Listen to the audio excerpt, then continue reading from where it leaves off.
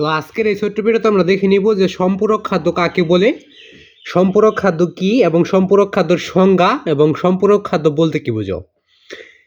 4টা প্রশ্ন দেখতে পাচ্ছ, 4টা প্রশ্নের উত্তর কিন্তু একই। তোমাদের কাছে জানতে চাইছি যে সম্পূরক খাদ্যটা কি, ওটার পরিচয় জানতে চাইছি।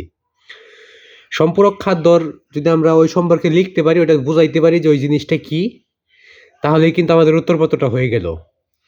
গাইডে যেভাবে ওইভাবে দিতে হবে এমন না, বা আমি যেভাবে দিলাম এইভাবে দিলেও দিতেই হবে এমন না।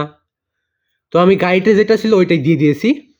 এবং একটা জিনিসের উত্তর কিন্তু বিভিন্নভাবে দেওয়া যায়, একটা জিনিসের সংজ্ঞা এগুলো কিন্তু বিভিন্নভাবে দেওয়া যায়। আর সকলের প্রতি আমার সালাম, আসসালামু আলাইকুম। তো সকলে ইসলামের জবাবটা দিয়ে নেবে। তো আর সব থেকে কম সময় উত্তরগুলো পেতে এবং সঠিক অ্যান্সারটা পেতে চ্যানেলটাকে সাবস্ক্রাইব ফলো করবে। এবং সকলের প্রতি আমার সালাম, আসসালামু আলাইকুম। তো সকলে ইসলামের জবাবটা দিয়ে নেবে। তো আমরা এখন দেখে নিব যে সম্পূরক খাদ্য কাকে বলে, সম্পূরক খাদ্য কি, সম্পূরক খাদ্যের সংজ্ঞা বা সম্পূরক খাদ্য বলতে কি বোঝো।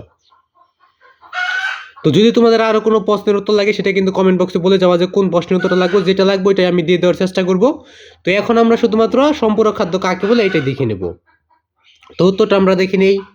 উত্তর: অধিক উৎপাদন পাওয়ার লক্ষ্যে মাছকে বাহির থেকে যে অতিরিক্ত খাদ্য সরবরাহ করা হয় তাকেই কিন্তু সম্পূরক খাদ্য বলে।